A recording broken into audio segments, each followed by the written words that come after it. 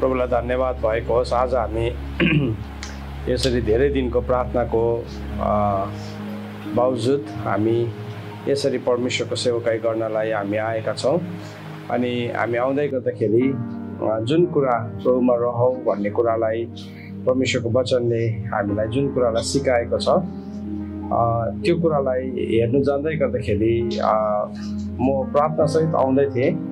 अनि आज बिहान प्रार्थनामा आउँदै गर्दाखेरि मेरो वाइफ पनि प्रार्थनामा थियो। यो कुरामा परमेश्वरले हामीलाई दिनुभएको सेवाका हामीसँगै गर्छौँ र प्रभुले आज बिहान यहाँ आउँदै गर्नु हुँदाखेरि एउटा वचन दिनुभएछ मेरो वाइफलाई। अनि त्यो वचन पढिकन म यो कुरालाई आजको यो सेसनलाई सुरु गर्न चाहन्छु। म तपाईँले मसँग यति बेला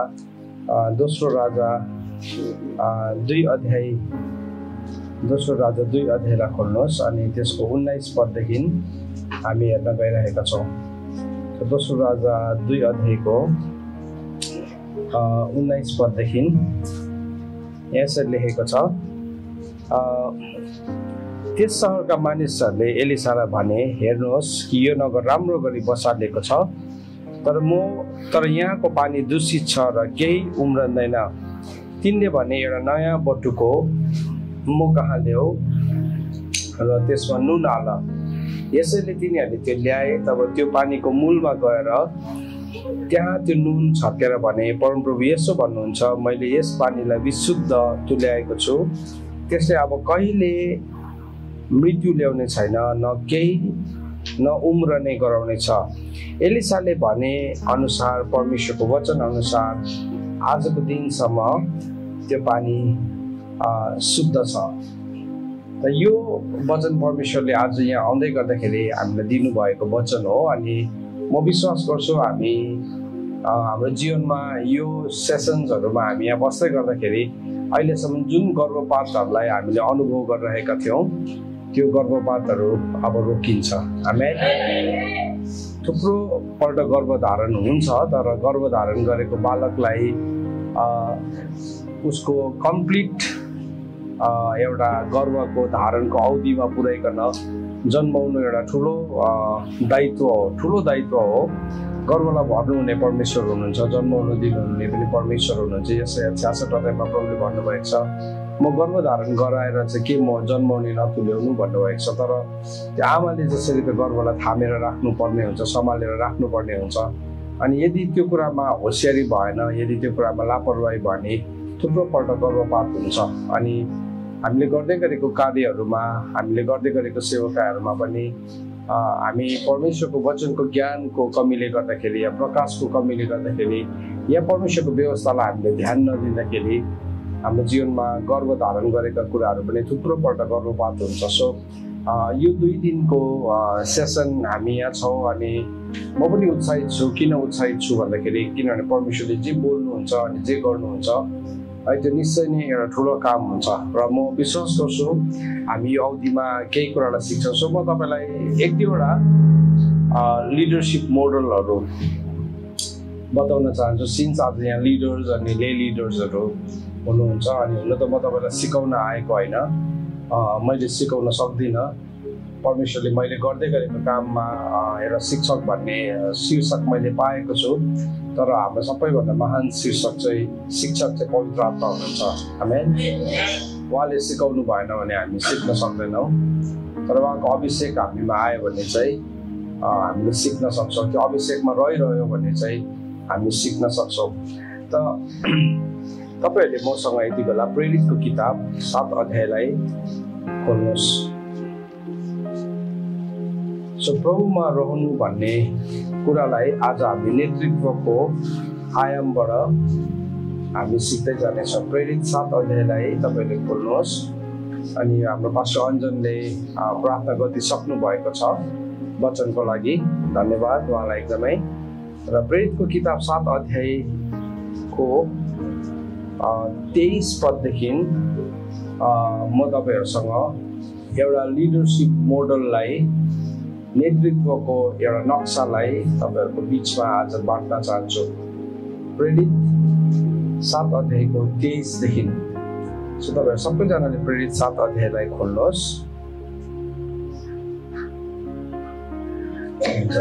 तपाईले खोल्नुभयो भने यसरी लेखेको छ।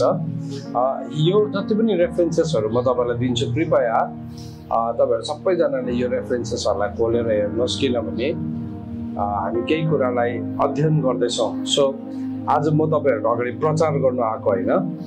प्रचार गर्ने भए त म फर्स्टमा उभिएर गर्ने थिएँ, अनि म चाहिँ आज हामी अध्ययन गर्न आएको। त्यसले गर्दाखेरि हामी बसेर सिक्दैछौँ सबैजना। प्रभु यीशु ख्रीष्टको वचनमा त्यसरी लेखेको छ, प्रभु यीशु ख्रीष्ट सिकाउनलाई बस्नुभयो भन्नुभएको छ, अनि अरूलाई पनि बस्न लाउनु भयो भनेको छ। सो त्यही मोडलभित्र हामी छौँ आज। सो यही कुरालाई आज हामी एकदमै ध्यानपूर्वक यो वचनलाई पल्टाइकन हामी हेर्छौँ। अनि म विश्वास गर्छु यो हेर्दै हेर्दै हाम्रो जीवनको गर्भपात हुने कुराहरूलाई हामी देख्न थाल्छौँ। कुन कुरा कहाँ चाहिँ गर्भपात भएको रहेछ, किन चाहिँ एलिसाले एउटा नयाँ बटुका ल्याउनु, किन नुन ल्याउनु भन्दाखेरि नयाँ बटुकाले एउटा तयारी भएको जीवनलाई देखाउँछ। वचनले त्यसरी भनेको छ। अब ठुलो घरमा थुप्रो किसिमको भाँडाहरू हुन्छ, कोही सुनको छ, कोही चाँदीको छ, कोही काठको छ, कोही माटोको छ, कुनै आदरको छ, कुनै अनादरको छ। तर जुन भाँडाले आफैलाई तयारी पार्छ त्यो भाँडा चाहिँ मालिकको काममा आउँछ भनेर दोस्रो तिमोथी 2 अध्यायको 20 पदले हामीलाई सिकाएको छ। यस कारणले गर्दाखेरि हाम्रो भाँडाहरूलाई हामी त्यो एलिसाले ल्याएको त्यो नयाँ बटुका जस्तै आज हामी बनाऊ, अनि जसमा चाहिँ जीवनको नुनलाई हाल्दै गर्दाखेरि चाहिँ त्यसले चाहिँ गर्भपातलाई रोक्छ।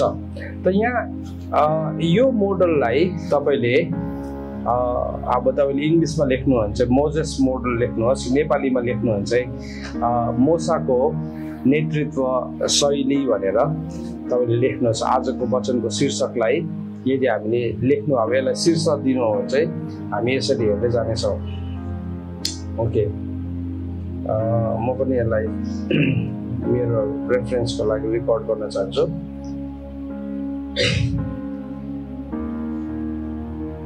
तपाईँले लेख्नुभयो भने म तपाईसँग सेयर गर्न चाहन्छु। ओके, सो यो चाहिँ मोसाको नेतृत्वको एउटा शैली थियो। परमेश्वरले हरेक व्यक्तिलाई बुलाहटको साथ सृष्टि गर्नु भएको। तपाईँ र मेरो, म अरू बेला पनि तपाईँहरूले अनलाइन हामी जोडिरहेको छौँ सम्पूर्ण परिवार। आज मलाई तपाईँहरूलाई यहाँ देख्दा खुसी पनि लाग्यो, मैले भन्नु बिर्सेछु, माफ गर्नुहोस्। तपाईँहरूलाई देख्दा खुसी लाग्यो किनभने मलाई म घरमै छु जस्तो लागिरहेको छ, किनभने तपाईँहरूसँग सधैँ नै जोडिरहेको हुन्छ। तपाईँले पनि यो आवाजलाई सुन्दै गर्दाखेरि तपाईँलाई पनि घरमै छ जस्तो लागिरहेको होला। हामी निश्चय नै हामी सँगै नै छौँ सधैँभरि नै, किनभने हामी एउटा अभियानभित्र छौँ। सो अभियान के हो भन्ने कुरालाई म बादमा तपाईँहरूलाई बताउँछु। तर हरेक व्यक्ति आज यो कोठाभित्र भएको हरेक व्यक्ति, हामी सबैजना चाहिँ परमेश्वरको उद्देश्यमा सृष्टि गर्नु भएको। हरेक कुराहरू बाइबलमा भनेको छ, हरेक कुरालाई परमेश्वरले उद्देश्य सहित सृष्टि गर्नुभएको छ। इभन दुष्टलाई पनि विनाशको दिनको लागि प्रभुले बनाउनु भएको। हितोपदेश 16:4 हामीलाई थाहा छ यो वचन।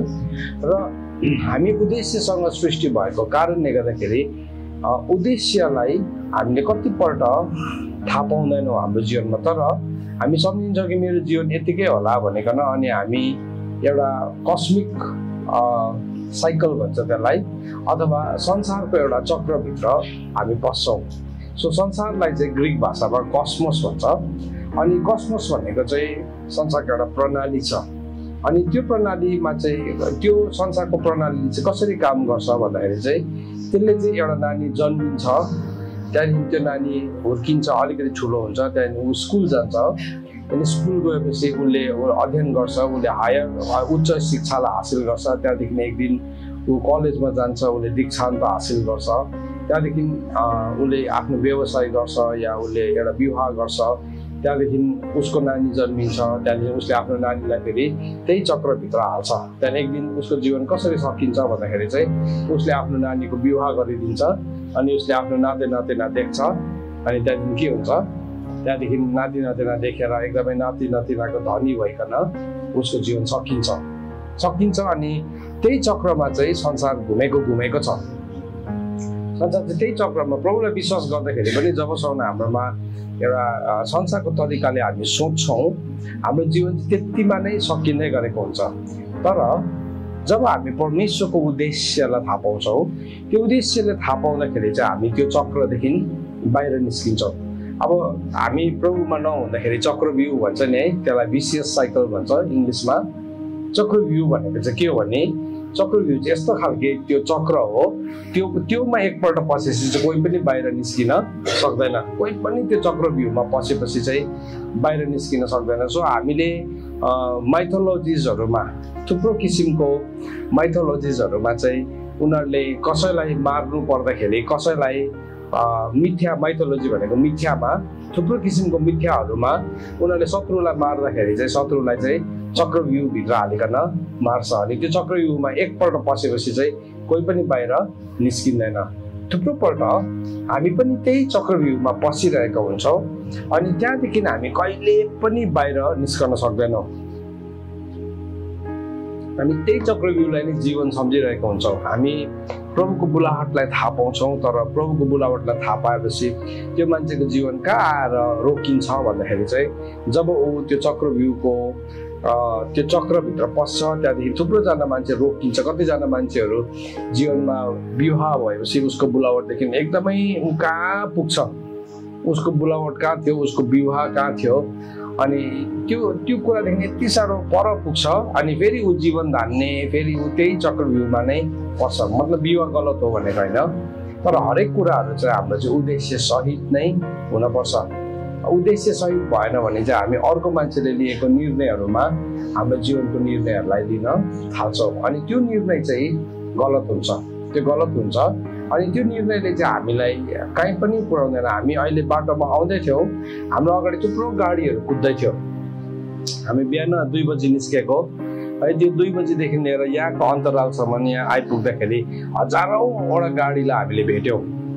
तर कतिवटा गाडी स्पिड कुद्दै थियो हामी भन्दाखेरि, कतिवटा गाडी ठुल्ठुलो थियो। तर यदि हामी त्यो गाडीलाई पछ्याएको भए, कतिवटा ट्रकलाई हामीले पछ्याएको भए या महँगो गाडीलाई हामीले पछ्याएको भए, दामी गाडीलाई पछ्याएको भए हामी यहाँ समयमा आइपुग्ने थिएनौँ। किनभने त्यो गाडी त कता कता गयो है, कोही दाहिने गयो, कोही देब्रे गयो, उसको आफ्नै गन्तव्य थियो। तर हामीलाई थाहा थियो कि हामी यहाँ यो इटरीमा आइपुग्नुपर्छ। सो हाम्रो गन्तव्य थाहा भएको कारणले गर्दाखेरि हामी कुनै किसिमले पनि हामी बिचमा डाइभर्ट भएनौँ। हामीले टाइमलाई सुरु गरेको थियौँ, हामीले यसरी सुरु गरेको थियौँ आजको बिहान 2 बजीदेखि हामीले सुरु गऱ्यो भने हामी 6 बजी नेपालको गेटमा आइपुग्छौँ अनि हामी साँच्चै नै त्यही टाइमलाई हामीले फलो गऱ्यौँ। 6 बजेर 10 मिनटमा हामी नेपालको गेटमा आइपुगेका थियौँ। त्यहाँदेखि हामीले फेरि अर्को टाइम लाइन राखेको थियौँ। त्यहाँदेखि हामी आधी घन्टा हामीलाई पेपर वर्क्स गऱ्यो भने हामी यहाँ बाई 9 बजी चाहिँ हामी आइपुग्छौँ भन्ने हाम्रो एउटा टार्गेट थियो अनि त्यो टार्गेटलाई हामीले मोटामोटी हामीले पुरा गरेँ। किनभने इन्डिया र नेपालको टाइममा 15 मिनटको फरक छ अनि प्लस हामी अर्को 15 मिनट अलिकति ढिलो भयो गर्दाखेरि हामी 9:30 मा आयो। सुर्ता पनि लाग्यो, वर्सिपरको सबै गीत सकिसक्यो होला भनेर। वर्सिपरले गीत गाएको तपाईँहरूको पनि सबै गीत सकिसक्यो होला, यहाँ भित्रको सबै गीत किताबको सबै सकिसक्यो होला, सुर्ता पनि लागिरहेको थियो। तर जे भए तापनि हामी अल्टिमेटली आइपुग्यौँ। भन्नु मतलब चाहिँ के हो भने हामीले एउटा गोललाई सेट गरेको थियौँ, हामीले एउटा लक्ष्यलाई राखेको थियौँ। हामी बिहान यति बजी, सो राति यहाँ 1-2 जना हामी 2-3 घन्टा मात्रै सुतेर आएको छौँ है। राति हाम्रो एउटा टार्गेट थियो यति बजी उठ्ने। सो त्यो टार्गेटलाई पुरा गर्नको लागि चाहिँ मोबाइल फोन पनि यसले पनि काम गर्नु पर्यो, यसले अलार्म दिएर उठाउनु पर्यो, घरको मान्छेहरूले पनि बिहान हामीलाई यसो चिया बनाएर खुवाएर पठाउनु पर्यो। एभ्रिथिङ वाज इन प्लेस, सबै कुरा अर्डरमा थियो अनि सबै म सम्झिँदै थिएँ त्यो कुराहरूलाई हेर्दै गर्दाखेरि परमेश्वरले आफ्नो काम गर्नको लागि कसरी सबै कुराहरूलाई ठिक ठाउँमा राखिदिनु भएको छ, कसरी त्यो उपलब्धिहरूलाई परमेश्वरले राखिदिनु भएको छ। तर त्यो उपलब्धि त्यो कुराहरूलाई बुझेन भने चाहिँ हामी त्यसलाई दुरुपयोग गर्छौँ, या त त्यससँग हामी मातिन्छौँ, या त हामी त्यससँग पाप गर्न थाल्छौँ। तर त्यो कुरालाई हामीले बुझ्दै जाँदाखेरि हामी एउटा गन्तव्यमा आइपुग्यौँ र यो गन्तव्यमा आइपुग्दै गर्दाखेरि चाहिँ अहिले म तपाईँसँग के गर्दैछु भन्दाखेरि चाहिँ अहिले म तपाईँसँग परमेश्वरको वचनलाई बाँड्दैछु। अब यो चाहिँ कहाँ लेखेको थियो, यो आज मैले तपाईँको वचनमा तपाईँसँग परमेश्वरको वचन बाँड्छ भनेर चाहिँ यो चाहिँ परमेश्वरको किताबमा लेखेको थियो। परमेश्वरको किताबमा लेखेको थियो, भजन सङ्ग्रह 139 भनेको छ, मेरो दिनहरू नबनिँदै तपाईँको किताबमा त्यो लेखेको थियो। तर यो लेखेको कुरा पुरा हुनको लागि मेरो पनि एउटा भूमिका थियो, मेरोमा एउटा भूमिका थियो। अनि त्यो भूमिकालाई मैले निभाउनु पर्यो। भाइ बहिनीहरूको अरूको भूमिका थियो, तपाईँको भूमिका थियो। तपाईँ नआउनु भएको भए यो सबै कुराहरू हुन सक्ने थिएन। तर के भयो, परमेश्वरको पुस्तकमा जुन कुरा लेखेको थियो अब त्यो कुराहरू चाहिँ आज यहाँ पुरा हुँदैछ। वचनले के भन्छ भने ठिक समयमा बोलिएको ठिक कुरा चाहिँ चाँदीको टोकरीमा सुनको स्याउहरू जस्तै हो नि। सो स्वर्गले ल्याएका कुराहरू चाहिँ यति साह्रो प्रेसियस बहुमूल्य हुन्छ, तर हामीले यसलाई बुझ्न जान्नुपर्छ। मैले किन यत्रो लामो भूमिका बाँधेको भन्दाखेरि चाहिँ अब म यहाँ जुन चाहिँ पदलाई पढ्न गइरहेको छु, प्रेरितको किताब 7 अध्यायको 23 पदलाई अब यहाँ पढ्दै गर्दाखेरि हामीले यहाँ भएको गल्तीलाई, यहाँ भएको असल कुरालाई दुईटालाई हेर्छौँ, दुईटालाई हामी सिक्छौँ। सो यसरी लेखेको छ प्रेरितको किताब 7 अध्यायको 23, जब तिनी ओके यहाँ यति यसो गर्छौँ, 20 देखि नै पढ्नु पर्यो। यसै बेला मोसाको जन्म भयो, तिनी परमेश्वरको दृष्टिमा सुन्दर थिए। सो यहाँ के भन्दैछ भने नि प्रेरितको किताब 7 अध्यायको 20 पदमा जब मोसाको जन्म भयो ऊ चाहिँ परमेश्वरको दृष्टिमा सुन्दर थियो। अब त्यो सुन्दर भनेको चाहिँ एकदमै ह्यान्डसम या ब्युटिफुल मात्रै भनेको होइन, तर त्यो भनेको चाहिँ के हो भन्दाखेरि चाहिँ त्यो भनेको चाहिँ परमेश्वरको दृष्टिमा चाहिँ के थियो भन्दाखेरि एउटा उद्देश्यले पूर्ण भएको थियो। सो एउटा व्यक्तिलाई परमेश्वरले जब हेर्नुहुन्छ त्यो व्यक्तिलाई देख्दै गर्दाखेरि चाहिँ तपाईँको उद्देश्यको पूर्णतालाई उहाँले देख्नुहुन्छ। त्यसलाई ग्रिक भाषामा हुन्छ नि एस्टियोस भन्छ, ASTEIOS एस्टियोस भनेको चाहिँ के भने नि, त्यो भनेको चाहिँ कम्प्लिट, पूर्ण, अधुरो होइन तर पुरा। सबैले भन्नुहोस् अधुरो होइन भन्नुहोस् त, तर पुरा। सो परमेश्वरले चाहिँ तपाईँको हामी कसैलाई पनि अधुरो बनाउनु भएको छैन, म चाहिँ कम्प्लिट बनेको। अर्को भाषामा भन्छ एस्टियोस भन्छ त्यसलाई, अब ग्रिकको भाषामा भन्नुहुन्छ त्यो भनेको चाहिँ सुन्दर, दामी। अधोपल्छो कुरालाई कहिले पनि हामी सुन्दर भन्दैनौँ। यो घर बनाउँदै गर्दाखेरि तपाईँ आएर कस्तो सुन्दर रहेछ, यसको खम्बा हाल्दै गर्दाखेरि तपाईँले भन्छ हजुर कस्तो सुन्दर घर बनाएछ हो भनेर हेर्नु आउँदाखेरि खम्बा मात्रै छ, हुन्छ सुन्दर। कति बेला यो घरलाई सुन्दर भन्छ जब यो घर बनाइ सकिएको हुन्छ। सो जब परमेश्वरले मोसालाई जन्माउँदै हुनुहुन्थ्यो अथवा आमाको गर्भबाट ऊ जन्मिँदै थियो, वचनले के भन्दैछ भने चाहिँ ऊ परमेश्वरको दृष्टिमा सुन्दर थियो। अनि उनी 3 महिनासम्म आफ्नो पिताको घरमा पालिए। अब यसको पृष्ठभूमि हामीलाई थाहा छ, यति बेला फिरौनले सबै छोराहरू जतिलाई चाहिँ नील नदीमा नाश गर्नु भनेर भनेको थियो। त्यसले गर्दाखेरि मोसाको परिवारले चाहिँ जब मोसा जन्मियो अरू परिवारहरूले चाहिँ हरेस खायो, गिभअप गर्यो किनभने राजाको हुकुम हो, नानी रुइ त हाल्छ। सो के गर्थ्यो उनीहरूले चाहिँ त्यो नानीलाई चाहिँ लगेर नील नदीमा फाली चाहिँ हाल्दैन थियो, तर आफ्नो नानी भएको कारणले गर्दाखेरि घरको बाहिर छोडिदिन्थ्यो। अनि त्यो सिपाहीहरूले आइकन त्यो नानीहरूलाई नील नदीमा फालिदिन्थ्यो। किन भन्दाखेरि चाहिँ नील नदी चाहिँ फिरौनको गढ भनिकन चिनिन्थ्यो। फिरौनको शक्ति चाहिँ केमा थियो भन्दाखेरि चाहिँ फिरौनले चाहिँ आफैलाई म चाहिँ नदीको राजा हो। सो शैतानलाई अर्को ठाउँमा सम्बोधन गर्दै गर्दाखेरि तैँले भनेको छस् कि सारा समुद्रको राज्य चाहिँ मेरो हो भनिकन तैँले भनेको छस् भनेर यशायाको किताबले, यर्मियाको किताबले अनि इजिकियलको किताबले यो कुराहरूलाई भनेको छ। त एनिवेज उसलाई फालिदिन्थ्यो। अनि तर के गर्यो भन्दाखेरि चाहिँ उसलाई चाहिँ आमाले 3 महिनासम्म जोगाएर राख्यो। किन भन्दाखेरि परमेश्वरको उद्देश्य त्यो बालकको जीवनमा थियो र त्यो हरेक बालकको जीवनमै थियो, अरू फालिएको नानीहरूको जीवनमा पनि थियो। तर त्यो उद्देश्यलाई सिद्ध गर्नको लागि एउटा आमादेखि सुरु हुँदैछ, एउटा आमादेखि सुरु हुँदैछ। कतिपल्ट हामी सेवकाई गर्दै गर्दाखेरि हामी यस्तो सोच्छौँ, ओ म जस्तो मान्छेको चाहिँ के उद्देश्य छ। तर त्यो उद्देश्यलाई सिद्ध गर्नको लागि मूसाको आमाले एउटा निर्णयलाई लिनु कति साह्रो महत्त्वपूर्ण थियो, कति साह्रो महत्त्वपूर्ण छ।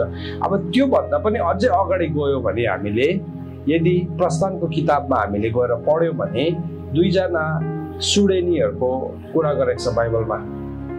अनि त्यो सुडेनीहरूको बाइबलमा फर्स्ट टाइम एभर कुनै सेवकाईलाई बाइबलले मेन्सन गरेको छ भन्दाखेरि चाहिँ कुन चाहिँ सेवकाईलाई मेन्सन गर्यो भन्दाखेरि चाहिँ त्यो 2 जना सुडेनीहरूको सेवकाईलाई मेन्सन गरेको छ। किनभने फारोले चाहिँ के भनेको थियो भने जब नानी जन्मिँदाखेरि चाहिँ तिमीले हेर्नु छोरा रहेछ भने ती मारिदिइहाल्नु। अब जतिजना जन्मिसकेको थियो उनीहरूलाई निल नदीमा फालिदिनु भनेको थियो। तर त्यो सुडेनीहरूलाई चाहिँ के भनेको थियो, ती मारिदिइहाल्नु भनेको थियो। तर उनीहरूले के गर्यो, मारेन, त्यो छोरालाई मारेन, तर उनीहरूले बचाएर राख्यो। हेर्नुहोस्, हरेक व्यक्तिको नि उद्देश्य। अब त्यो सुडेनीहरूले त बचाइदियो, तर अब त्यहाँदेखि नेक्स्ट फेजमा चाहिँ यो नानी चाहिँ अब आमाको घरमा आउँदैछ, बाउको घरमा, उसको घरमा आउँदैछ। अब त्यो घरको आमा बाउको हातमा हुन्थ्यो त्यो नानीलाई बचाउने कि नबचाउने। सो कतिजना चाहिँ के गर्यो, गिभ अप गर्यो, हुँदैन, हामी बचाउन सक्दैनौँ, फारोको कानुन साह्रै कडा छ, त्यसले गर्दाखेरि अब कानुन मान्नुपर्छ। अनि त्यो कानुन मान्नेपट्टि गयो। यद्यपि त्यो कानुन हत्याको कानुन थियो, तर भए पनि उनीहरूले परमेश्वरको वचन भन्दाखेरि उनीहरूको डरलाई ठुलो ल्यायो। आज हामी गाडीमा बात मार्दै आउँदै थियौँ, कतिजना मान्छे किन खडा हुन सक्दैन सेवकाईमा भन्दाखेरि अलिकति उसलाई तर्सिहाल्छ। उसले अलिकति सत्यतालाई सामना गर्नु पर्दाखेरि जब चुनौती आउँछ त्यति बेला ऊ डराइहाल्छ।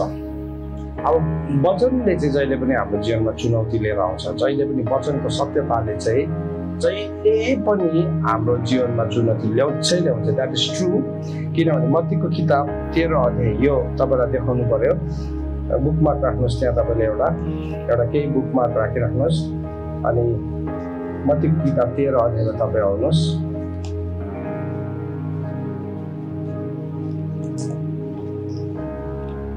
सबैजना आउनुहोस् ल, मत्तीको किताब 13 अध्यायमा। सो यो सबै रेफरेन्स तपाईँले मसँग खोलेर हेर्नुहोस्। मत्ती 13 को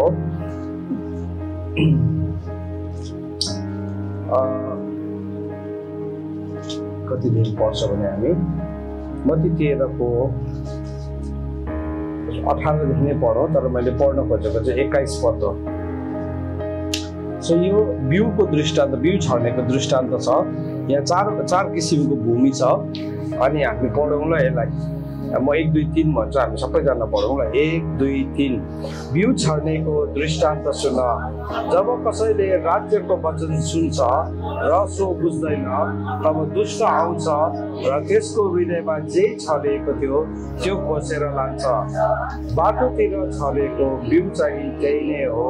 ढुङ्गेनी जमिनमा छरेको चाहिँ त्यो हो जसले वचन सुन्ने बित्तिकै खुसी साथ झट्टै त्यो स्वीकार गर्छ, तर त्यो आफ्नो जरा नभएकोले त्यो थोरै बेर मात्र टिक्छ र वचनको कारणले कष्ट कि सतावट परि आउने बित्तिकै त्यो पछि हट्छ। अब यहाँ हेर्नुहोस् है, ढुङ्गेनी जमिनमा छरेको चाहिँ के हो भन्दाखेरि चाहिँ त्यो बिउहरूले जसको जीवनमा चाहिँ वचनको कारणले गर्दाखेरि अब कष्ट आउँछ। वचनको सत्यताले चाहिँ जहिले पनि कष्ट आउँछ। किन भन्नुहोस् चाहिँ यसले मेरो सोचलाई, मेरो विचारलाई मैले मानेर लिएर आएको हरेक कुरालाई नै चुनौती दिन्छ। पहिला त मेरो आफ्नै स्तरमा, त्यहाँदेखि चाहिँ दोस्रो अरूकोबाट पनि चुनौती आउँछ। सो यो बिउ चाहिँ किन टिकेन भन्दाखेरि चाहिँ किनभने यसले वचनको कारणले गर्दाखेरि यसको जीवनमा कष्ट आयो।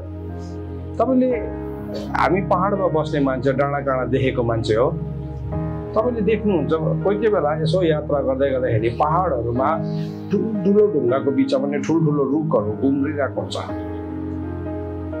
हुन्छ अनि अचम्मको यस्तो भिरमा जहाँ माटै छैन ढुङ्गालाई चिरेर पनि त्यो जरा गएको छ कतिवटा रुखको। किनभने त्यो रुखले के गर्यो भन्दाखेरि चाहिँ त्यसले चाहिँ त्यो परिस्थितिलाई सह्यो। तर यो चाहिँ कस्तो खालके खेत थियो भन्दाखेरि चाहिँ यसले चाहिँ सत्यतालाई चाहिँ छिट्टो स्वीकार गर्छ। किनभने ढुङ्गेनी जमिनको माटो पातलो हुन्छ, पातलो भएको कारणले गर्दाखेरि त्यो छिट्टो उम्रिन्छ। तर अब प्रब्लम चाहिँ के छ भन्दाखेरि चाहिँ त्यसको आफ्नै जरा नभएको कारणले गर्दाखेरि चाहिँ जब वचनको खातिर कष्ट आउँछ, त्यो कष्ट आउँदै गर्दाखेरि चाहिँ के हुन्छ, त्यो डरायो।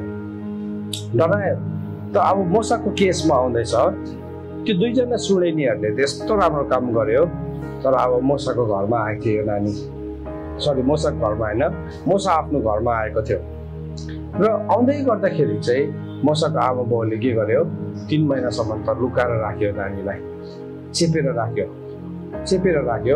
तर अब त्यो नानी जब 3 महिनादेखि उताको भयो त्यहाँदेखि चाहिँ के गर्नु करै लाग्यो भन्दाखेरि चाहिँ उसलाई पानीमा फाल्नु कर लाग्यो।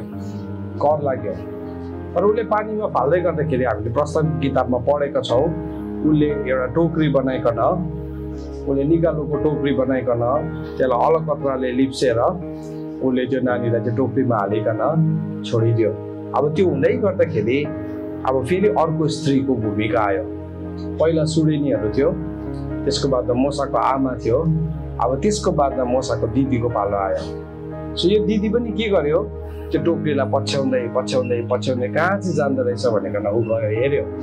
अनि उसले हेर्दै गर्दाखेरि त्यो टोकरी चाहिँ कहाँ पुगेको थियो भन्दाखेरि चाहिँ त्यो फिरौनको छोरी या उसको बहिनी नुहाउँदै गरेको ठाउँमा पुग्यो। अनि त्यति बेला चिने यो एउटा हिब्रूको बालक हो। अनि त्यति बेला त्यो केटीले, त्यो मरियम उसको दिदीले एउटा ठुलो जोखिम उठाइकन उसले के भन्यो, म उसको लागि एउटा दुध खुवाउने आमा खोजेर ल्याइदिन्छु। अनि के गर्यो, त्यो जोखिमको बिचमा, अनि त्यो नील नदी चाहिँ यस्तो नदी हो जहाँ चाहिँ थुप्रो किसिमको गोहीहरू पाउँछ, एकदमै त्यहाँको गोहीहरू एकदमै प्रसिद्ध छ। तर त्यसको बिचमा यो दिदीले आफ्नो भाइको त्यो टोकरीलाई, त्यो के भन्नु, पोक्रोलाई भन्नु या टोकरीलाई भन्नु, उसले एस्कर्ट गर्दै समहाउ पुऱ्याएको छ। अनि के गरेको छ भन्दाखेरि चाहिँ उसले जोखिम उठाएको छ। अनि अभियान सुरु हुँदैछ यहाँ। अब मोसाको जीवनमा परमेश्वरले मोसालाई बचाउनुको लागि चाहिँ यति विघ्न मान्छेहरू खटाइराख्नु भएको थियो। त्यस्तै प्रकारले तपाईँ र मलाई पनि बचाउनुको लागि एउटा शक्तिशाली बिउ हो भनिकन परमेश्वरले चिन्नु भएको कारणले गर्दाखेरि हामीलाई बचाउनलाई, हामीलाई जोग्याउनलाई यति विघ्न मानिसहरू हाम्रो जीवनमा खटाउनु भएको हुन्छ। तर एउटा ठाउँमा आइपुग्दै गर्दाखेरि चाहिँ हामी यो सबै कुराहरू बिर्सिने हाम्रो जीवनमा क्षमता हुन्छ। तर यहाँ मोसाको लाइफलाई पढौँ। अब 20 पद भन्दैछ, अब 21 पद भन्दैछ, तिनी बाहिर फालेपछि फारोको छोरीले तिनलाई उठाएर लगिन् र आफ्नो छोरा तुल्याउन पालिन्। मोसालाई मिस्रीहरूको सारा विद्यामा शिक्षा दियो र मोसा आफ्नो वचन र काममा शक्तिशाली भए। सो अब मोसाको लाइफमा एउटा काम सुरु गर्दै हुनुहुन्छ प्रभुले। मोसालाई यस्तो प्रकारले, मोसा जन्मिँदै गर्दाखेरि यस्तो सङ्कट काल थियो, यस्तो गाह्रो परिस्थिति थियो। तर त्यो सङ्कट कालबाट प्रभुले छुटाएर कहाँ पुर्याइदिनु भयो, फिरौनकै महलमा पुर्याइदिनु भयो। अनि फिरौनकै महलमा पुगेपछि चाहिँ मोसाले सबै किसिमको तालिम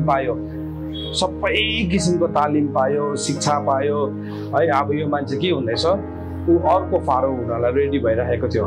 मिश्र देशको होनहार एउटा के भन्नु, युवराज जस्तै। यद्यपि ऊ त पालिएको छोरा थियो, तरै भए तापनि फारोको चाहिँ आफ्नै छोरा थिएन। सो आफ्नै छोरा नहुँदाखेरि चाहिँ घरमा जुन चाहिँ छोरा थियो अर्को, उही नै एलिजिबल राजा हुन्थ्यो त्यो समयमा। सो अब सर्ट मोसा चाहिँ ऊ राजा हुनेवाला थियो। तर यहाँ बाइबलले के भन्दैछ भने चाहिँ जब तिनी 40 वर्षको भए, अब यो वचनलाई चाहिँ नि जब तिनी 40 वर्षको भए भन्ने शब्दलाई चाहिँ हिब्रूको किताब एकैछिनमा लानु पर्यो। तपाईँलाई 11 अध्यायमा आउनुहोस् है, त्यसलाई 40 वर्ष भन्ने लेखेको छैन। तर त्यहाँ थुप्रो बाइबलमा TBS-मा भन्छ उमेरदार भए भन्ने छ। तर यो NNRB-मा चाहिँ के भन्ने लेखेको रहेछ भन्दाखेरि जवान भएपछि भनेर लेखेको छ। हिब्रू 11 को 24 हिब्रू 11 को 24 मा चाहिँ त्यहाँ के भनेको रहेछ, जवान भएपछि यहाँ चाहिँ अघि 40 वर्षको भनेको छ। सो त्यति बेला चाहिँ 40 वर्षकोलाई चाहिँ जवान भन्थेछ। खुसी लागेन तपाईहरुलाई?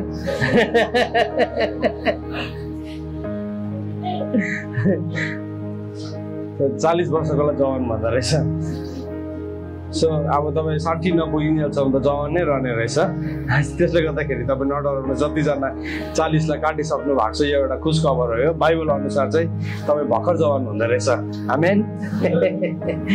अब यहाँ हेर्नुहोस् है, यहाँदेखि चाहिँ नि एउटा यात्रा सुरु हुँदैछ। एउटा यात्रा सुरु हुँदैछ मोसाको जीवनमा। जब ऊ 40 वर्षको भयो, अब अर्को ठाउँमा जवान भयो भनेको छ। तर उमेरको कुरा होइन, खासमा चाहिँ यो उमेरको पनि कुरा गरेको होइन। तर यो चाहिँ त्यो रियलाइजेसन, त्यो कुरालाई थाहा पाउनु, उसले थाहा पाउनु थाले कि मेरो जीवनको उद्देश्य चाहिँ केही रहेछ, म चाहिँ के को लागि बन्नेको हो। उसलाई त मजा आइरहेको थियो मिश्र देशमा। मिश्र देशको सम्पूर्ण ज्ञानमा बढेको थियो। यति साह्रो ज्ञानी थियो मोसा, यति साह्रो शक्तिशाली थियो, सिपमा, ज्ञानमा, क्षमतामा सबैमा बढेको थियो।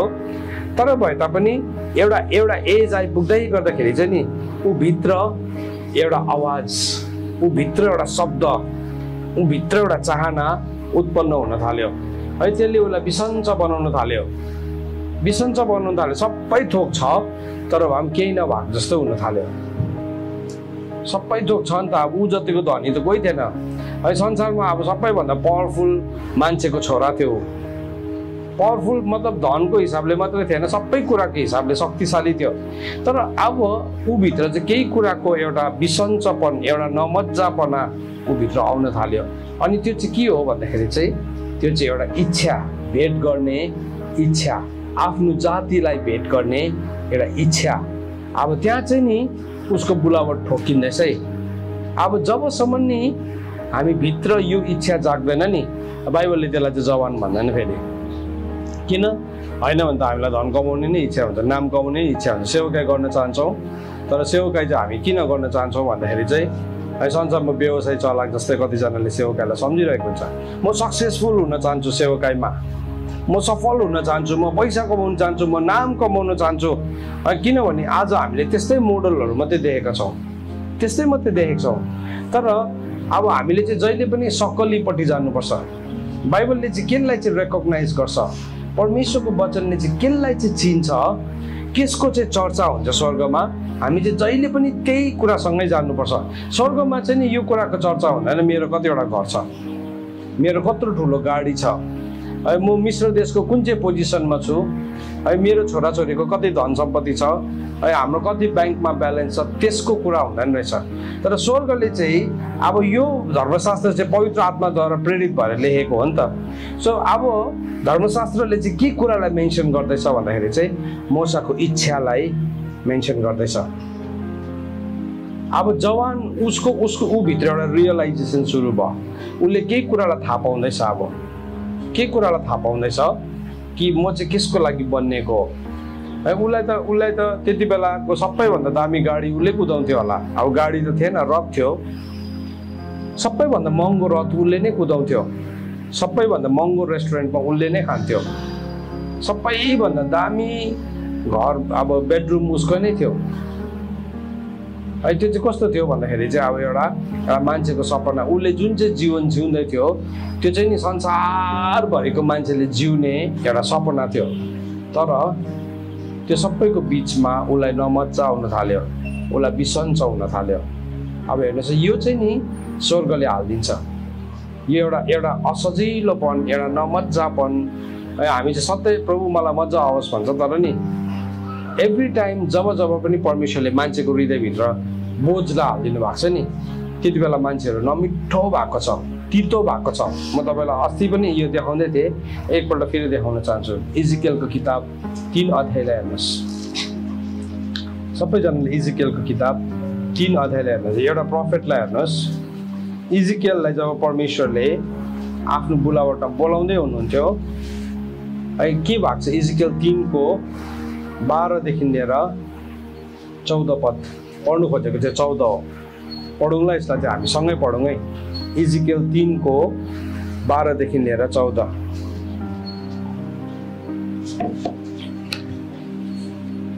पाउनुभयो सबैले?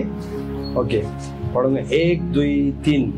तब आत्माले मलाई माथि उठाउनु भयो र मैले मेरो पछिल्तिर एउटा गुडगुड गरेको आवाज सुने। परमप्रभुको महिमा आफ्नो वासस्थानमा प्रशंसा होस्। त्यो आवाज ती जीवित जीवातहरूको पखेटाले एउटालाई अर्कोलाई छुन्दा निस्केको र तिनीहरूका छेउका ती पाङ्ग्राहरूको आवाज थियो। त्यो एउटा भुइँचालोको गुडगुड आवाज थियो। तब आत्माले मलाई उठाएर लानुभयो र तीतो मनको भएर आफ्नो आत्माको क्रोधमा म गएँ र परमप्रभुको बलिष्ठ बाहुली म माथि थियो। आमेन। जब परमेश्वरले नि एउटा मान्छेको भित्र बुलावट हाल्न थाल्छ नि, हामी चाहिँ सम्झिन्छ मिठो हुन्छ भनेर न। इजिकेललाई कस्तो भएछ? तितो मजा पो आउँछ होला भनेको त बुलावट त तितो पो हुन थाल्यो है। के देख्दैछ अगाडि? करुबहरूलाई देख्दैछ है। करुबहरूको पखेटा ठोकिँदाखेरि नि कस्तो आराधना निस्किन्थ्यो, त्यो लेभलको रेभुलेसन देख्दै थियो उसले है। त्यो गुडगुड आवाज कस्तो थियो? यहाँ त गुडगुड मात्रै लेखेको छ नि है।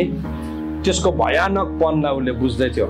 यो इजिकेललाई पनि जब परमेश्वरले बोलाउनु भने कस्तो भएछ उसलाई? हजुर, तितो भएछ।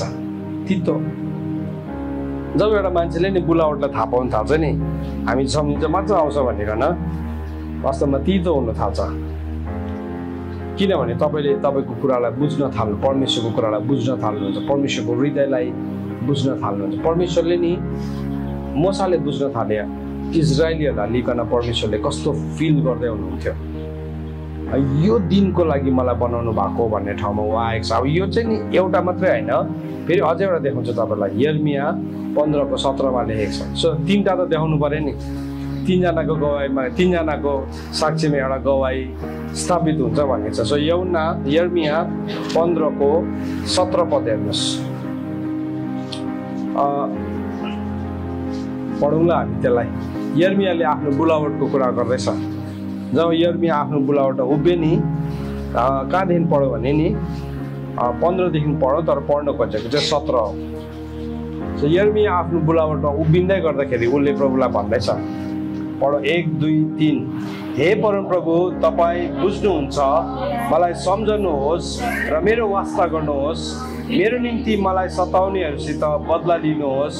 तपाईँ धैर्यवान हुनुहुन्छ, मलाई नलैजाउनुहोस्। तपाईँको खातिर मैले कति गाली सहे सो सम्झनुहोस्।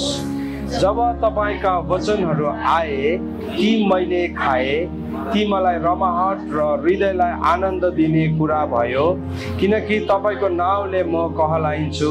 हे सर्वशक्तिमान परमप्रभु परमेश्वर, मोज मजा गर्नेहरूको झुन्डमा म कहिले बसिन, न त तिनीहरूसँग मैले हर्ष मनाएँ।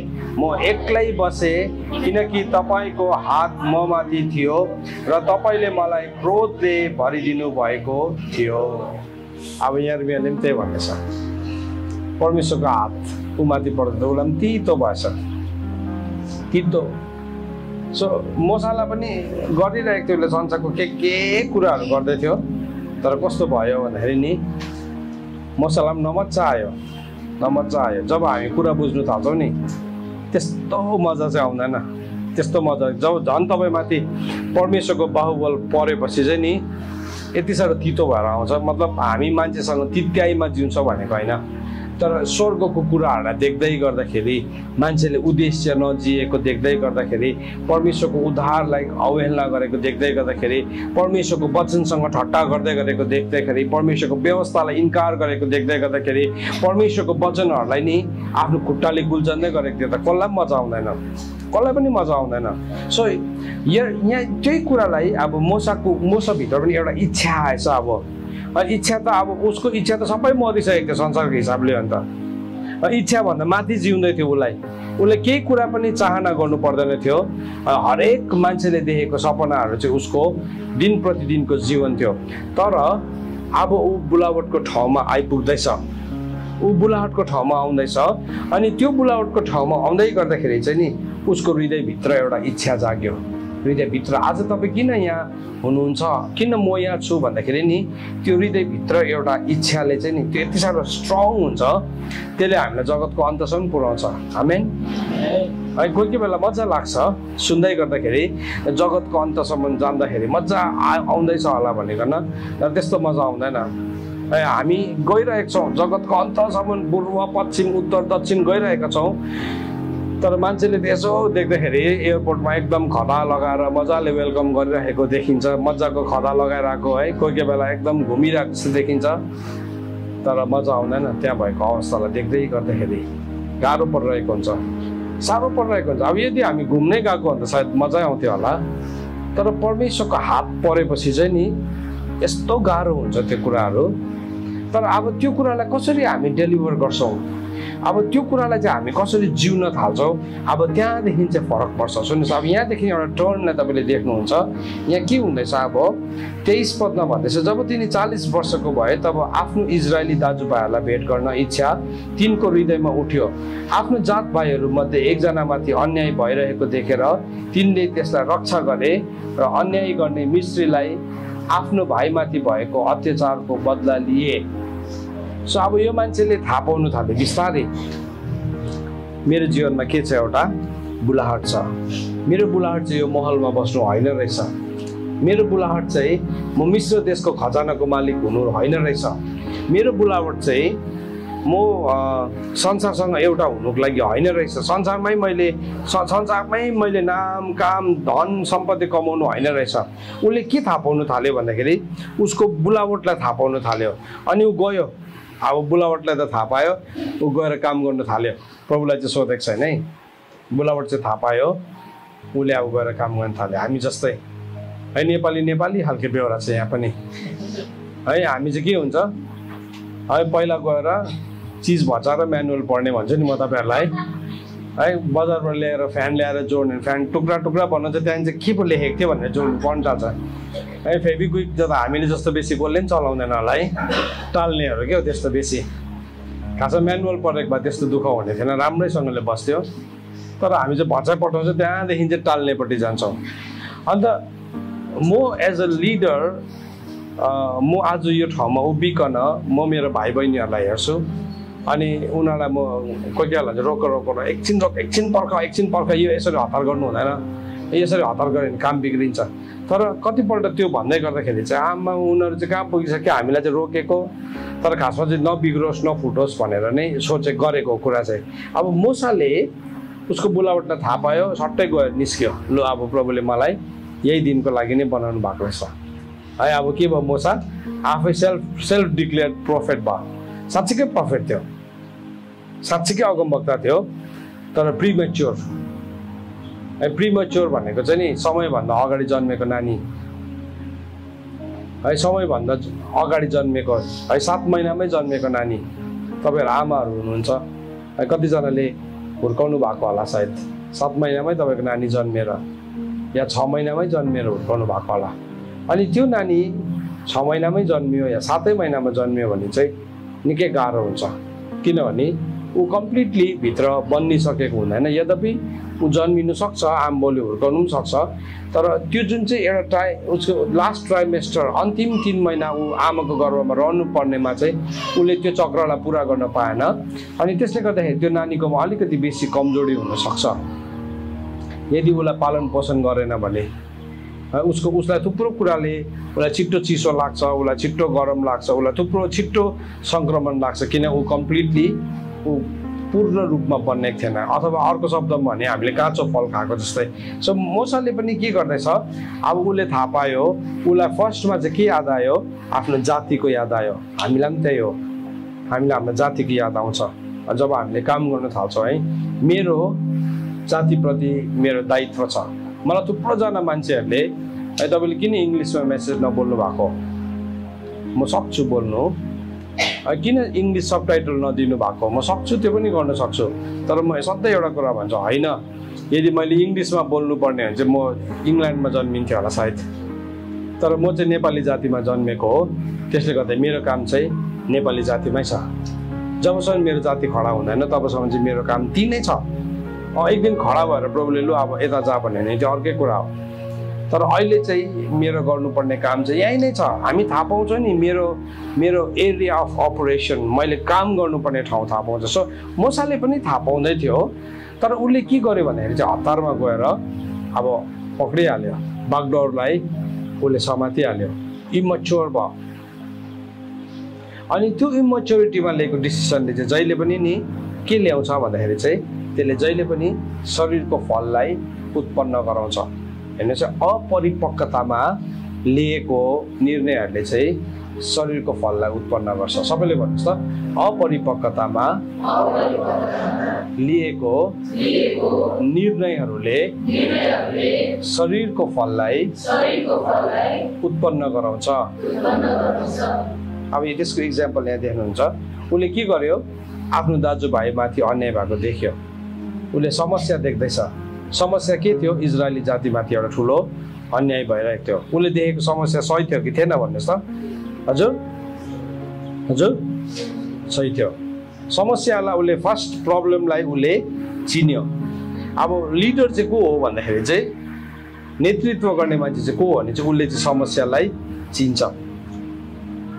अब जो चाहिँ लिडर होइन नि उसले चाहिँ समस्याको फाइदा उठाउँछ। फेरि समस्या भइरहेको छ, उसलाई चाहिँ त्यहाँ फाइदा उठाउनु थाल्छ। मैले थुप्रोपल्ट नि अब आज चाहिँ म मेरो आफ्नै मान्छेसँग बात मारेको भएको कारणले तपाईँहरूसँग खुल्लासँगले बोल्छु ल, नरिसाउनुहोस् ल, नरिसाउनुहोस् ल। कसैले पनि तपाईँहरू लिडरहरू हुनुहुन्छ तर प्लिज नरिसाउनुहोस्, किनभने म तपाईँ जस्तै हो, हामी एउटै हो। मलाई माया लाग्छ मेरो जातिको, त्यसले गर्दाखेरि समस्या गल्ती छ भने चाहिँ गल्ती पनि भनिदिनु पर्ने हुन्छ।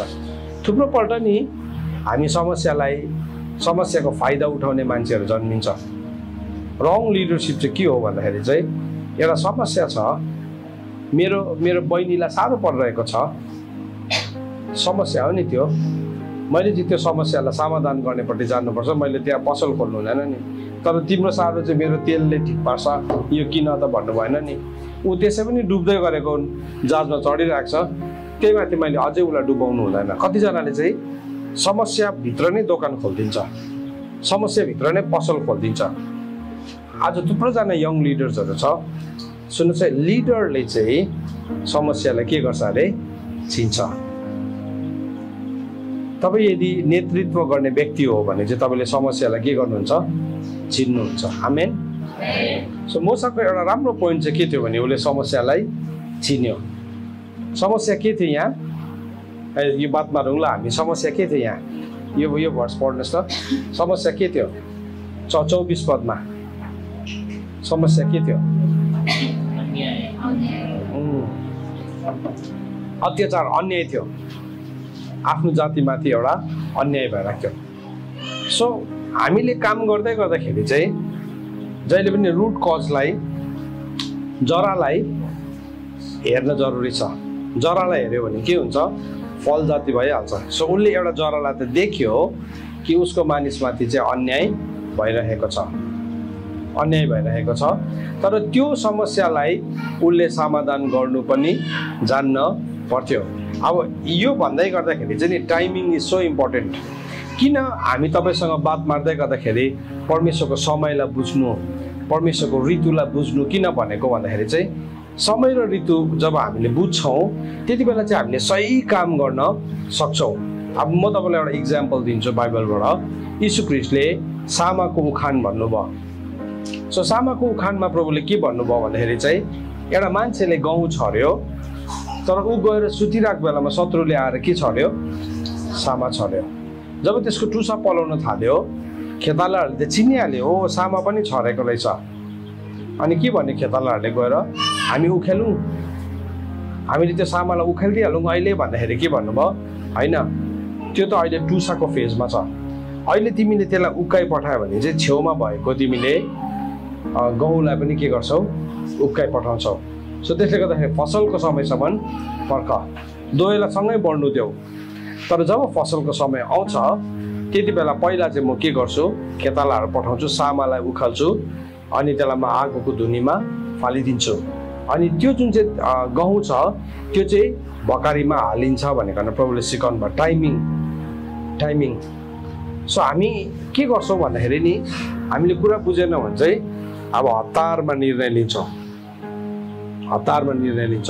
हामी बेसी बोली पठाउँछौँ या त हामी के गर्छौँ केही कुरालाई च्याति दिन्छौँ केही कुरालाई भत्काइदिन्छौँ अनि त्यहाँदेखि बादमा गएपछि त्यसको परिणामहरूलाई हामी हाम्रो जीवनमा अनुभव गर्छौँ मेरो जीवनमा नि मेरो व्यक्तिगत जीवनमा मैले अनुभव गरेको चाहिँ जब मैले सत्यतालाई थाहा पाएँ मैले सत्यतालाई बुझ्दै गएँ परमेश्वरले दिनुभएको वरदान अनुसार त्यो सत्यतालाई बुझ्दै जाँदाखेरि थुप्रो कुरा चुनौती भयो म जुन ठाउँमा थिएँ थुप्रो ठाउँमा यति साह्रो चुनौती हुन्थ्यो कोही बेला मुख खोलेर बोल्नु मन पर्थ्यो मुख खोलेर झगडा गर्नु मन पर्थ्यो उत्तर दिनु मन पर्थ्यो तर परमेश्वरले एभ्री टाइम भन्नुहुन्थ्यो होइन पर्खी प्रभुले के सिकाउनु भयो तेरो काम चाहिँ के हो सिका तेरो मान्छेलाई सिका है तैँले सिकाएको गर सत्य सिकाएको सत्य सिकाएको गर समय आउँछ तैँले उत्तर नै दिनु पर्दैन आफै यो कुरा प्रमाणित हुन्छ जस्तो कि इक्जाम्पलको लागि एउटा मान्छे जब ब्याङ्कमा काम गर्छ र ऊ चाहिँ क्यासियरको काम गर्नु भने चाहिँ उसलाई चाहिँ के गर्नु सिकाउँछ अरे भन्दाखेरि चाहिँ ओरिजिनल नोट गर्नु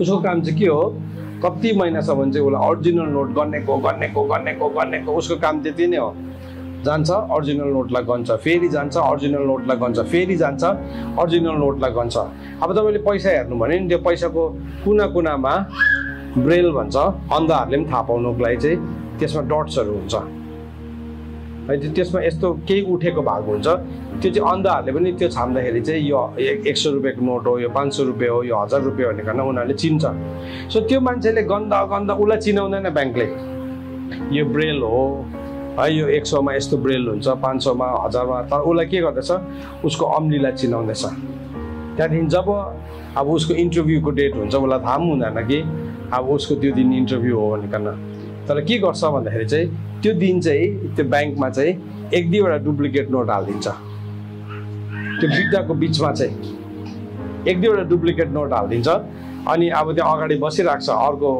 अब उसको सिनियर बसिरहेको छ उसँग गफ गर्दै बसिरहेको छ खासमा उसको इन्टरभ्यू हुँदैछ उसलाई पैसा गन्दैछ उसले मेरो त गफ गर्दै हेर्दैछ त्यो डुप्लिकेट नोट उसले हालेको तर यसो गन्दा ठक्कै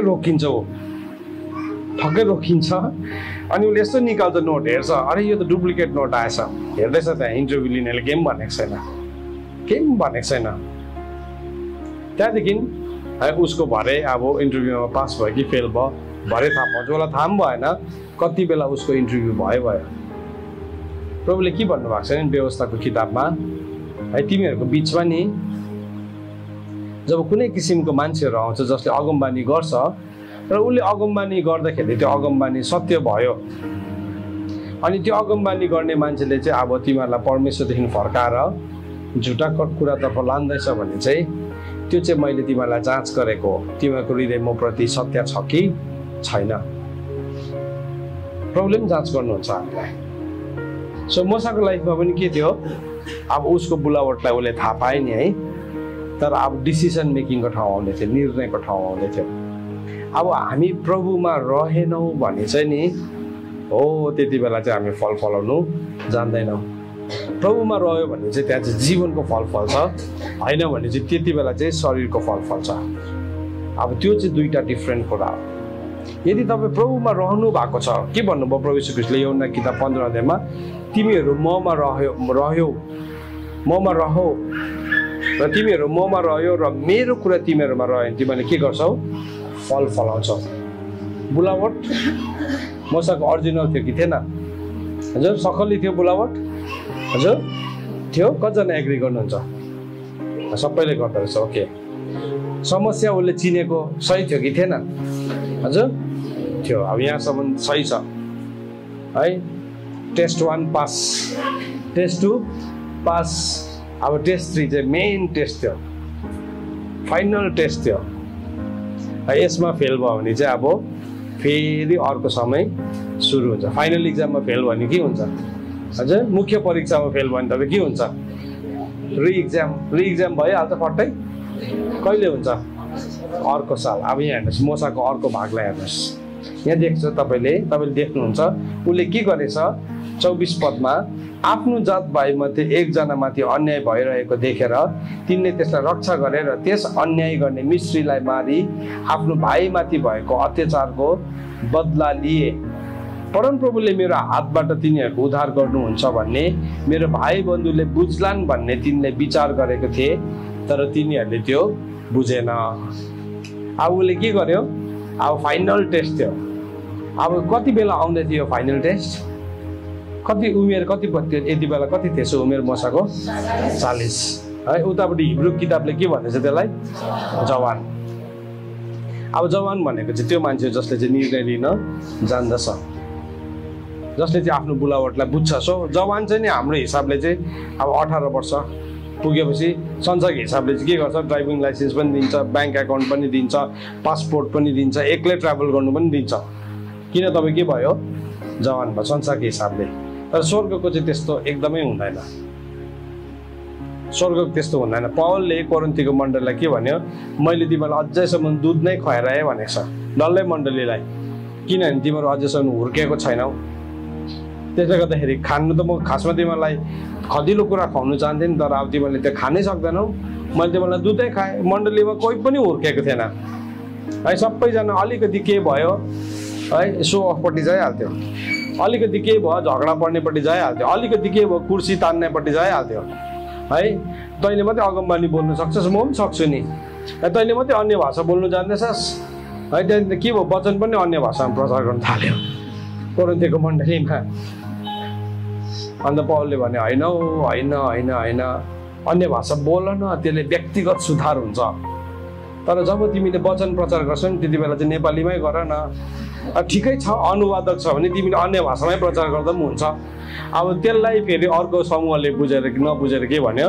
अब अन्य भाषा त चर्चमा बोल्नै हुँदैन भन्यो है। त्यो चाहिँ के हो? अब फेरि अपरिपक्वताको साइन हो नि त, वचनको कमीको साइन हो नि त। हामीले इतिहासलाई नबुझेको कारणले गर्दाखेरि चाहिँ त्यो सबै कुराहरू भएको, प्रभुमा नरहेको कारणले गर्दाखेरि चाहिँ, प्रभुको कुरा हामीमा नरहेको कारणले गर्दाखेरि चाहिँ यो सबै समस्या चाहिँ चर्चमा देखा पर्न थाल्छ, ख्रिस्टको देहमा देखा पर्न थाल्छ। त यहाँ के देख्छौ भन्दाखेरि चाहिँ उसले चाहिँ अब आत्माको फल फलाउनु पर्ने थियो त्यति बेला चाहिँ, तर शरीरको फल फलायो। अब गलातीको किताब 5 अध्यायमा मृत्यु हत्यालाई कसको फल भनेको छ?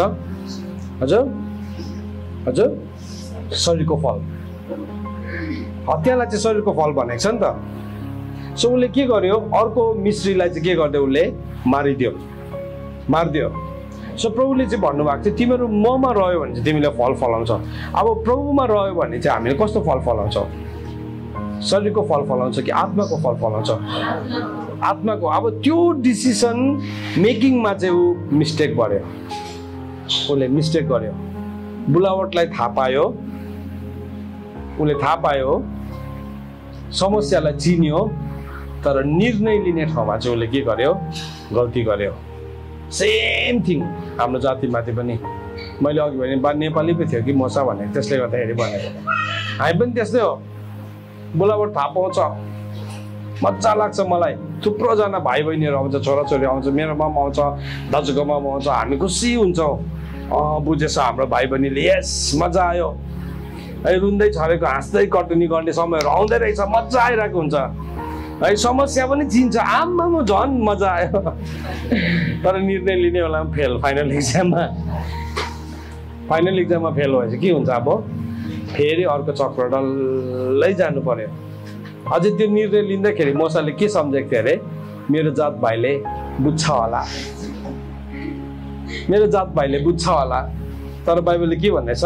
उनीहरूले बुझेन। हेर्नुहोस्, तपाईँलाई बुझ्छ भनेकोले चाहिँ बुझ्दैन, पक्का ग्यारेन्टी हो। तपाईँले जसलाई चाहिँ सम्झिनु हुँदैछ नि है, यसले चाहिँ बुझ्छ होला। बुझ्छ, यो चाहिँ नि मैले बिता 24 वर्षमा थाहा पाएको। पक्का यो बहिनीले त पक्का बुझ्यो, पक्का यो भाइले त बुझ्यो, कस्तो यस भनेर भन्दै थियो। तर यस्तो सुँगुरले पनि भन्दो रहेछ। सुँगुरलाई जे पनि दियो भने के भन्छ?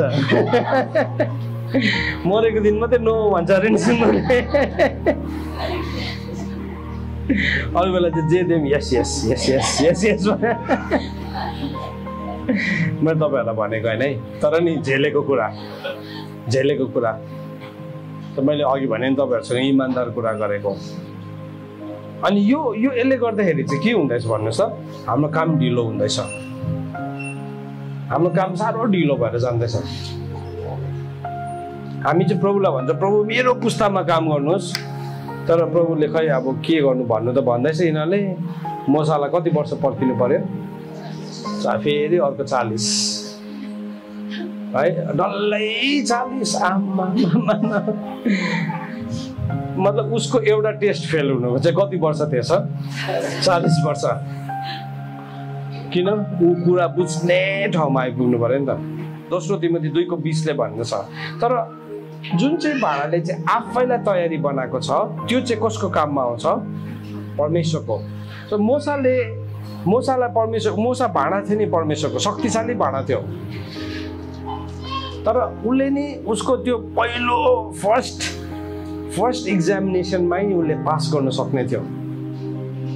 किन चाहिँ असल जमिनमा परेको भूमिले चाहिँ नि सबैले सही गुना किन नफलाएको भन्दाखेरि चाहिँ हो त्यहाँ डिले हो।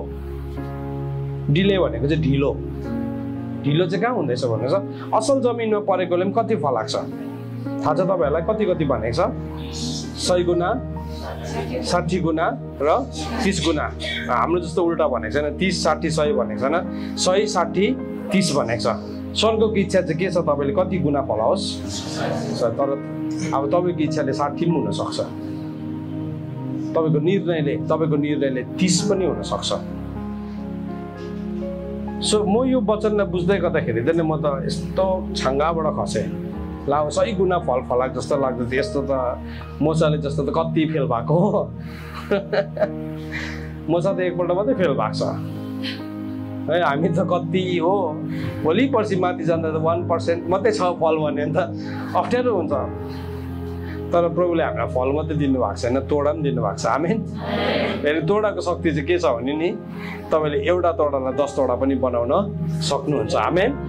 भन्नुभन्दा तपाईँको सलोले खाएको समयलाई तपाईँले फर्काउन सक्नुहुन्छ। त्यसले गर्दा फलमा मात्रै त्यो कुरा राख्नु भएन, तोडामा पनि प्रभुले त्यो देखाउनु भयो। सो मोसाले चाहिँ के सम्झेको थियो भने, मेरो मान्छेले बुझ्छ होला, मैले यो गरेको कुरा चाहिँ मान्छेले बुझ्छ होला। मलाई पनि पहिला त्यस्तै लाग्थ्यो। जब प्रभुले मलाई शिक्षाको वरदान दिनुभएको मैले थाहा पाएँ, यस्तो शिक्षाले प्रेरित भएर कसलाई भनौँ कता भनौँ जस्तो हुन्थ्यो, कसलाई भनौँ। अनि त्यति बेला त अन्त मेरो चर्चमा चाहिँ सन्डे स्कुलको नानीहरूलाई हेर्ने काम दिएको थियो। अनि त्यो सन्डे स्कुलको नानीहरूलाई राखेर डल्लै प्रेरितको किताब पढाउँथेँ म। उनीहरूले पनि बुझेको जस्तै हेरिन्थ्यो मलाई, खास कहिले सक्छ भनेर हेरेको रहेछ। किनभने सुत्ला गरेर उठाएर भए पनि सिकाउँथे है। त्यसले गर्दा यो अङ्कलले यो दाजुले बोल्दाखेरि त उठेर सुनिदिनुपर्छ न त, छुट्टी दिँदैन भनेर। तर यति साह्रो उकुस पुकुस भएर आउँथ्यो मलाई है। म भन्छु जसलाई भेटे पनि भन्थ्यो, कतिजना त मलाई देख्दा पनि भएको थियो। किनभने त्यो यस्तो भित्रबाट फुटेर निस्किन्थ्यो। अनि साँच्चै नै त्यस्तै लाग्थ्यो, यो भनेको त बुझ्छ होला। तर बाइबलले के भन्दैछ भने नि 25 पदमा भन्दैछ, परमेश्वरले मेरो हातबाट तिनीहरूको उद्धार गर्नुहुन्छ भन्ने भाइ बन्धुले बुझ्लान् भन्ने तिनले विचार गरेको थिए, तर तिनीहरूले सो बुझेन। उनीहरूले बुझेन। किन बुझेन होला भन्नुहोस् त, अब सोध्नु पर्यो, उनीहरूले किन बुझेन? ल कसैले भनिदिनुहोस्, राइट र रङको कुरा होइन, तपाईँको विचार भनिदिनुहोस् न, किन चाहिँ बुझेन होला? हजुर, किन चाहिँ उसको भाइ बन्धुले बुझेन? हजुर,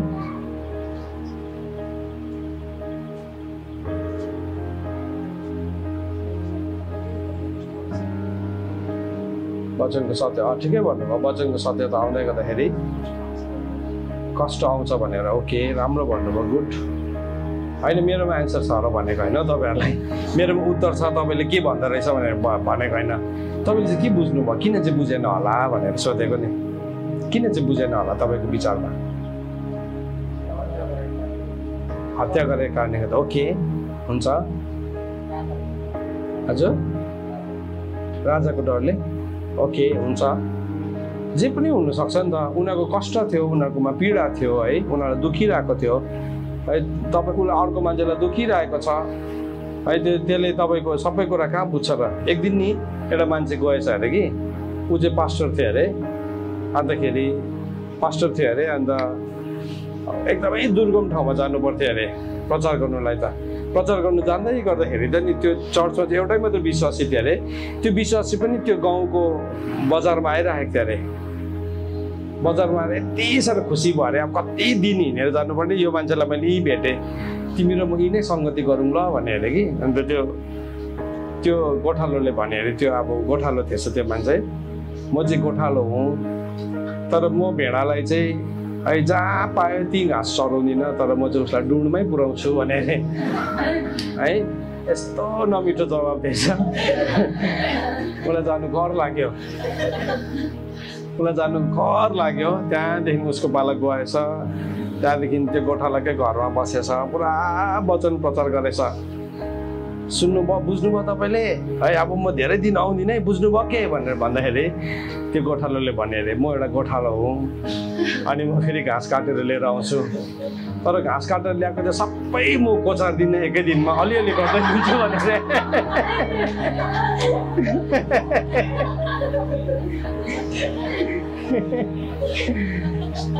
उनीहरूले किन बुझेन भन्दाखेरि चाहिँ नि म चाहिँ आफैले बुझेको थिएन पहिला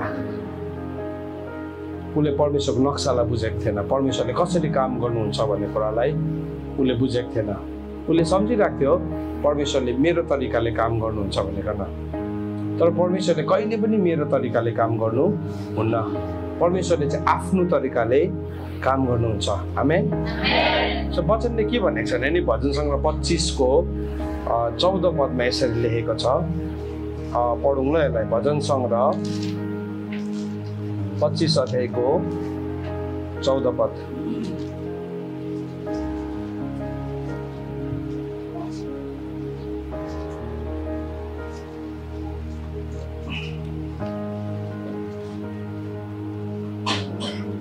ओके अब फर्स्ट सेसनको टाइम सक्नु आँटेछ यो भर्सलाई पढिकन त्यसको बादमा लन्च ब्रेक रहेछ सो म यो टाइमलाई अनर गर्छु तर लन्च ब्रेकको बादमा फेरि पनि हामी यसलाई कन्टिन्यू गर्छौँ मतलब के हो भाइ हो त्यस्तै होइन ओके पाउनुभयो भजन सङ्ग्रह 25 को 14 ओके हामी पढौँ ल 1 2 3 परमप्रभुको भय मान्नेहरूसँग उहाँको घनिष्ठता हुन्छ र उहाँले तिनीहरूलाई आफ्नो प्रहार बताइदिनुहुन्छ आमेन यसलाई नि अर्को भर्जनमा चाहिँ के भनेको छ भने नि उहाँले आफ्नो नियमको मार्गलाई सिकाउनुहुन्छ भनेर लेखेको छ परमेश्वरको मार्गहरूलाई सिकाइदिनुहुन्छ अरे जससँग चाहिँ परमेश्वरको के छ घनिष्ठता छ है माथि 12 पदमा लेखेको रहेछ त्यो कुरा त्यसलाई पनि पढौँ ल 1 2 3 परमप्रभुको डर मान्ने मानिस को छ त्यो हिँड्नुपर्ने बाटो परमप्रभुले त्यसलाई सिकाउनुहुन्छ आमेन सो मोसाले चाहिँ परमेश्वरको भय मान्नु सिक्नु पर्ने थियो अनि उसले के गर्यो उसले त्यो नसिकिकन हतारमा निर्णय लिँदै गर्दाखेरि चाहिँ उसले बाटोलाई मिस गर्यो हतारमा निर्णय लियो सो उसले के सम्झेको थियो अब मैले यो मिस्त्रीलाई मार्दिएँ भने चाहिँ यो मान्छेहरूले चाहिँ मलाई के सम्झिन्छ हिरो सम्झिन्छ अनि यिनीहरू सबैले मलाई एउटा उद्धारकर्ता सम्झिन्छ अनि मलाई एउटा उद्धारकर्ता सम्झेर त्यहाँदेखि भोलिको दिनदेखि सम्पूर्ण यो 30 लाख यो इजरायलीहरू चाहिँ मलाई पछ्याउन थाल्छ रङ थियो त्यो द्याट वाज रङ है यिनीहरू कति वर्षसम्म दासत्वमा थियो भन्नुहोस् त 430 वर्षसम्म दासत्वमा हुँदाखेरि यति साह्रो बेहोरा नभएको कुरा नबुझ्ने अटेरी ढिट है माया गरेको पनि नबुझ्ने घृणा गरेको पनि नबुझ्ने दया गरेको पनि नबुझ्ने सत्यतालाई पनि नबुझ्ने यति साह्रो पापको छलले उनीहरूको हृदय कठोर भइसकेको थियो त्यस्तो कठोर भएकोलाई चाहिँ यो एउटा मान्छे मारिदिँदाखेरि उनीहरूलाई के फरक पर्थ्यो अरे मिस्त्रीहरूले त कति मारिदिन्थ्यो उनीहरूको साथीलाई केही जस्तो पनि लाग्दैन थियो कति मारिदिन्थ्यो उसको प्लेट खसाएर लान्थ्यो होला बरु भन्दाखेरि सो समस्या गहिरो थियो, तर हामीलाई दिएको बुलावट पनि ठुलो छ। आमेन। जत्रो ठुलो समस्या छ नि त्यत्रै ठुलो बुलावट हो, त्यत्रै ठुलो अभिषेक हो, त्यत्रै ठुलो परमेश्वरले काम गर्ने हामीलाई सामर्थ्य, धन, योग्यता सबै दिनुभएको हुन्छ। वास्तवमा चाहिँ सबै छ। जत्रो काम गर्छु नि म, प्रभुले मलाई त्यो सबै दिनुभएको हुन्छ। त्योसँग चाहिने स्वर्गदूतदेखि लिएर, त्योसँग चाहिने धन सम्पत्तिदेखि लिएर, त्योसँग चाहिने स्पेस ठाउँदेखि लिएर सबै कुरा। किनभने बाइबलमा लेखेको छ खेताला चाहिँ आफ्नो ज्यालाको योग्य हुन्छ। ज्यालाको मात्रै योग्य हुँदैन, तर प्रभुले भन्नु कुन चाहिँ यस्तो सेना होला जसले चाहिँ लडाइँमा जाँदाखेरि उसले लडाइँको हतियारलाई किन्नुपर्छ। छैन त्यस्तो। त्यो त एउटा उसलाई कसले दिन्छ?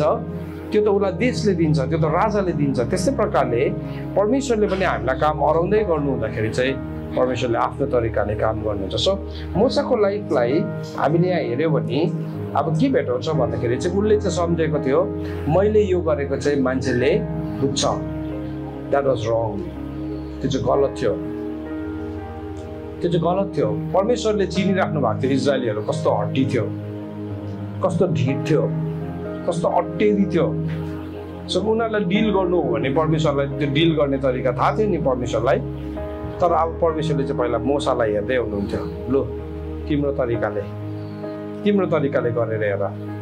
एभ्री टाइम हामी देख्छौँ जब एलिया र बालको अगमवक्ताहरू उभिएको थियो, एलियाले के भने बालको अगमवक्ताहरूलाई पहिला तिमीहरूले बनाऊ, तिमीहरूको बेटी पहिला बनाऊ, लु तिमीहरूले बनाएर आगो झार्छ कि झार्दैन देखाऊ, है त्यहाँदेखि तिमीहरूले सकेन भने चाहिँ म देखाउँछु भनेको छ नि त। सो परमेश्वरले चाहिँ नि सबैलाई हेरिराख्नु भएको छ, हामी हरेकलाई। अब हाम्रो पनि केही फेजमा छौँ आज। हामी बढ्दै गर्दाखेरि है हामीले हाम्रो बुलावटलाई थाहा पाएको कारणले गर्दाखेरि आज हामी यसरी आएर सिक्दैछौँ परमेश्वरको कुराहरूलाई है। समस्यालाई पनि हामीले चिनिरहेका छौँ, तर हामीले प्रायःले गरेको मिस्टेक चाहिँ कहाँ छ भन्दाखेरि चाहिँ यो निर्णयको ठाउँमा हामीले आएर गल्ती गर्दैछौँ। त अर्को नेक्स्ट सेसनमा यो कुरालाई अझै हामी हेर्दै जान्छौँ कि कसरी चाहिँ हामी त्यसमा सही प्रकारले पस्दै जानुपर्छ। सो म विश्वास गर्छु अहिलेको यो 1 घन्टाको भएछ हाम्रो सेसन है। यो सेसनभित्र तपाईँले यो कुराहरूलाई बुझ्न थाल्नु भएको छ भन्ने कुरालाई बुझ्नुभयो। अलिकति केही कुरा बुझ्नुभयो तपाईँहरूले, परमेश्वरले आशिष गर्नुभएको छ। आउनुहोस् हामीहरू प्रार्थना गरौँ। धन्यवाद प्रभु, तपाईँले जुन कुराहरू हामीलाई सिकाउँदै हुनुहुन्छ, यो सिकेको कुराहरू प्रभु हाम्रो जीवनमा ठहरेको होस्। तपाईँको वचनले भन्छ तपाईँको अगाडि वचन सुन्नेहरू होइन तर वचन पालन गर्नेहरू चाहिँ धर्मी ठहरिन्छ। प्रभु आज जुन हामी आफैलाई प्रभु यो मोसाको नेतृत्वको शैलीलाई हामीले सिक्यौँ आज यो पहिलो क्लासमा प्रभु। अनि त्यो शैलीलाई हेर्दै गर्दाखेरि मोसा तपाईँसँग रहिरहेको थियो, तर प्रभु फेरि ऊ काटिने खालके हाँगा बनिँदै थियो प्रभु। फल फलाउनु नफलाएर उसले जङ्गली फललाई फलाउँदै थियो। अनि हामी पनि यही गल्तीहरूलाई हामीले गरेका छौँ। तपाईँको वचनले भन्छ कि रोमीको किताबले तपाईँले चाहिँ हामीलाई पवित्र धर्मशास्त्रहरू त्यहाँ लेखेका कुराहरू चाहिँ हाम्रो लागि चाहिँ उदाहरणहरू हो भनिकन तपाईँले हामीलाई सिकाउनु भएको छ प्रभु। म प्रार्थना गर्छु यहाँ लेखेको कुराहरूको उदाहरणहरूलाई हामी बुझ्न सकौँ प्रभु। यति बेला हामी ब्रेक लिँदैछौँ। यो ब्रेकमा जाँदै गर्दाखेरि हामी व्यर्थको कुराहरू गर्ने होइन, तर हामी सही कुराहरूलाई हामी बात गर्न सकौँ र प्रभु हामी भोजन लिएर जाउँ, फर्केर आउँछौँ फेरि पनि नलिँदैकन हामी फ्रेस भइकन तपाईँको कुरालाई सिक्न सकौँ। धन्यवाद। सबै बिन्ती माग्छु पुत्र प्रभु यीशु ख्रीष्टको जिउँदो अनि पवित्र नामले, आमेन। हुन्छ। यो समयमा आमोस भाइलाई